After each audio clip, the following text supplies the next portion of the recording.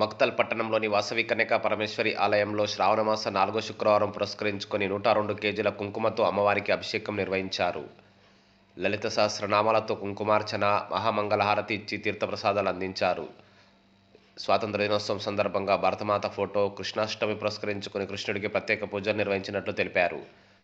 చివరి 5వ శ్రావణ శుక్రవారం సందర్భంగా ముత్యాలతో అమ్మవారికి అభిషేకం ఉంటుందని, పెద్ద ఎత్తున భక్తులు తరలి రావాలని, విజయవంతం చేయాలని కోరారు.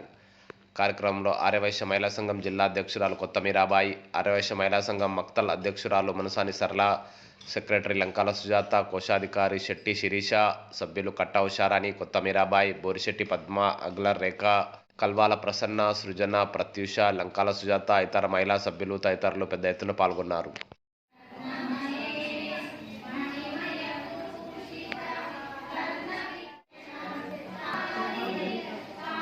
జై బోలో వాసవి మాతాకి జై బోలో. చూడండి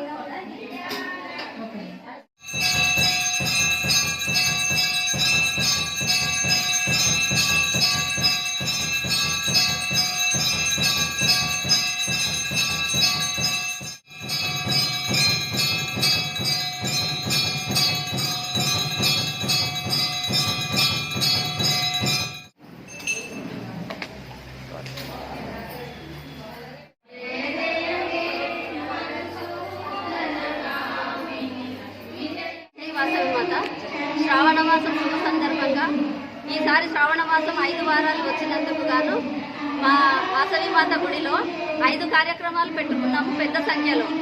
మొదటిది లక్ష పుష్పార్చన, రెండవది పసుపుతో అర్చన, మూడవది వరలక్ష్మి పూజ, నాలుగవది ఈరోజు కుంకుమార్చన.